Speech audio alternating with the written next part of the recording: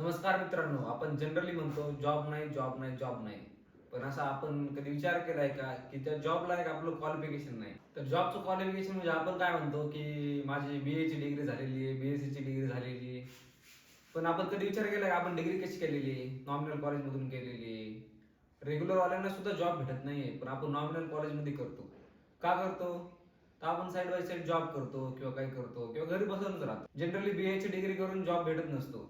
BA ची degree करून job भेटतो, मग त्यासाठी तुम्हाला MPSC, UPSC किंवा कॉम्पिटिटिव्ह एक्झामची तयारी करावी लागते. तर त्याला पूर्ण जोशाने अभ्यास करावा लागतो. तेव्हा तुम्हाला BA च्या डिग्रीवर जॉब भेटतो किंवा क्वालिफिकेशनवर जॉब भेटतो. आपण काय करतो, BA ची डिग्री घेतो, फक्त नावापुरती घेतो. कारण आहे लोकांना दिसायला पाहिजे. BA ची डिग्री झाली, प्लेन BSc ची डिग्री झाली. प्लेन BSc वर सुद्धा जॉब भेटतो. तुम्हाला प्लेन BSc नंतर MSc करावी लागते. काही जण PhD सुद्धा करतात. कारण त्यांना जॉबची किंवा शिकण्याची इच्छा असते. पण आपण काय करतो, फक्त BSc ची डिग्री घेतो नॉमिनल आणि सोडून जातो. पण जनरली काय करतो, 10वी झाली ना, तर मग विचार करतो 11वी करू, 12वी करू की पॉलिटेक्निक करू किंवा डिप्लोमा करू. ते 10वी नंतरच ठरवावं लागतं. यामध्ये परिवाराची पण खूप मोठी जिम्मेदारी आहे, आई-वडिलांची, भावाची, नातेवाईकांची खूप मोठी जिम्मेदारी असते, की 10वी झाल्यानंतर मुलाला आपल्या कोणत्या सेक्टरमध्ये पाठवायचंय, त्याची कला कोणत्या बाजूला आहे ते ठरवायचंय. 10वी झाल्यानंतर आपण ठरवायचं की 11वी करायची, 12वी करायची, सायन्स करायचं, कॉमर्स करायचं किंवा आर्ट करायचं. आपण ना कोणतीही डिग्री निवडण्याच्या आधी त्याचा आधी विचार करायचा, 1-2 महिने अभ्यास करायचा, की त्या डिग्रीमध्ये काही स्कोप आहे का पुढे. असंच कोणत्याही डिग्रीला ऍडमिशन घ्यायचं नाही किंवा फक्त ग्रॅज्युएशन म्हणून. आजकाल ग्रॅज्युएशनला काही महत्व नाही. ग्रॅज्युएशनला महत्व आहे कधी, जर ते तुमच्याकडे टेक्निकल ग्रॅज्युएशन असेल तेव्हा. टेक्निकल ग्रॅज्युएशन म्हणजे काय? आता technical graduation BSc nursing, lab technician, DMLT, pharmacy, civil engineering, हे असे टेक्निकल गोष्टी आहेत. म्हणजे काय, की तुम्हाला तेवढेच लोक फक्त फॉर्म भरू शकतात. आजकाल कसं आहे, माणूस म्हणतो मी BA ची डिग्री घेईन नंतर MPSc UPSc करेन, पण ते शक्य होत नाही. कारण आजकाल खूप कॉम्पिटिशन आहे या गोष्टीमध्ये.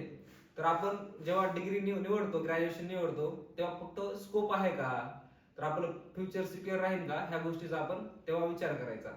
जसं की मी जेव्हा ऍडमिशन घेतलं तेव्हा विचार केला होता की आपल्याला जॉब भेटेलच. गव्हर्नमेंट सेक्टरमध्ये नाही भेटला तर प्रायव्हेट सेक्टरला भेटेलच.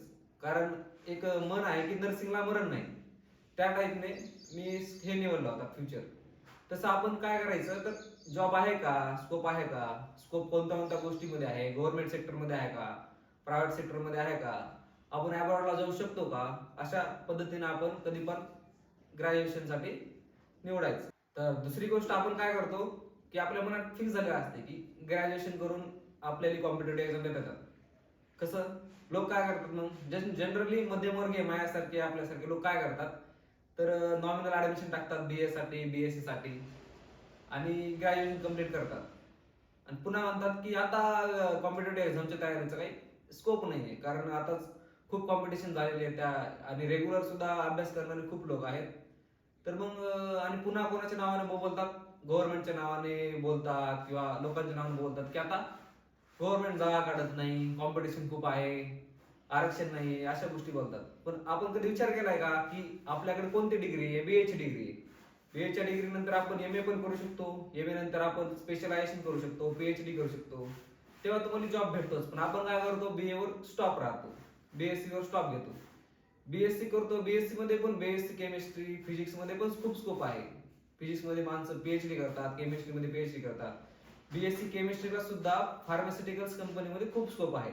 पण आपण काय करतो, आता माझं वय आहे का, आता मी करू शकतो का, आता माझ्याच्यानं होईन का, या अशा गोष्टी आपण जनरली बोलत असतो. माझी सर्वांना विनंती आहे की करिअर निवडताना जरा विचार करा, नातेवाईकांना विचारा, तुमच्या मित्रादोस्तांना विचारा.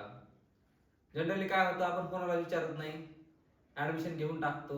नंतर ऍडमिशन घेतल्यानंतर कम्प्लीट पण करतो डिग्री आपण, पण नंतर त्या डिग्रीला काही स्कोप नसतो. स्कोप असतो पण आपण तो सापडत नसतो स्कोप. प्रत्येक डिग्रीला स्कोप आहे समजा, पण आपण तो सापडत नसतो.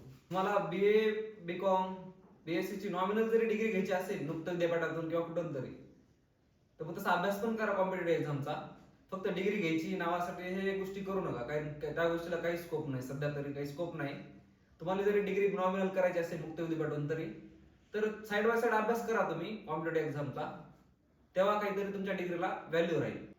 आजकाल असं पण आहे की तुम्ही एक वर्ष सोडून दिलं तर एक वर्षानंतरच्या दुप्पट कॉम्पिटिशन तयार होते. जसं जसं नवीन बॅच, जसं नवीन जनरेशन समोर येईल तर आपली कॉम्पिटिशन खूप टफ होते. कारण जे आपल्या सोबतचे आहेत ते तर झालेच, पण आपले जे खालचे आहेत म्हणजे ज्युनियर आहेत आपले किंवा नवीन बॅच आहेत ते आपल्यापेक्षा खूप ऍडव्हान्स असतील, खूप हुशार असते आपल्यापेक्षा. त्यामुळे त्यांच्या सोबत कॉम्पिटिशन करणं म्हणजे खूप अवघड आहे. ह्याचं ताजं ताजं उदाहरण म्हणजे आपण कधी पण बघा की नीटचा टॉपर आहे तो रिपीटर कधीच नसतो, तो फ्रेशरच असतो. किंवा सीएचा जो टॉपर आहे तो फ्रेशरच असतो. कारण तो फ्रेश मुलगा असतो किंवा फ्रेशर असतो, त्याला खूप नॉलेज असतं किंवा त्याची कॅपॅसिटी असते त्या पेपर सॉल्व्ह करण्याची. त्यामुळे वय वाया घालू नका. ज्या गोष्टी करत आहात त्या गोष्टीमध्येच करिअर बनवा आणि विचार करून करिअर निवडा. हे सांगण्याचं तुम्हाला कारण म्हणजे मी पण 10वी-12वी नंतर करिअर निवडताना मला दोनच गोष्टी माहिती होत्या. मला स्वतःचा अनुभव सांगतो मी, की गव्हर्नमेंट जॉब फक्त बीएससी नर्सिंग आणि एमबीबीएस ला आहे. तर एमबीबीएस तर मी करू शकलो नाही, पण बीएससी नर्सिंग केली मी. तर नॉमिनल केली नाही मी, रेग्युलरच केली. तर रेग्युलर करण्याचा एक फायदा म्हणजे की रेग्युलर केल्यानंतर अभ्यास पण होतो आपला, सोसायटी पण कळते कशी आहे ती, साईड वाईज आपण जॉब पण करू शकतो रेग्युलर कॉलेज केल्यास. तर रेग्युलर केल्यामुळे माझं नशीब म्हणजे की माझा डिग्री झाल्यानंतर लगेच जागा निघाल्या गव्हर्नमेंटच्या आणि मी त्या पास पण झालो. आणि आता मी गव्हर्नमेंट जॉब करतो सध्या नर्सिंग मध्ये, बीएससी नर्सिंग झालेली माझी.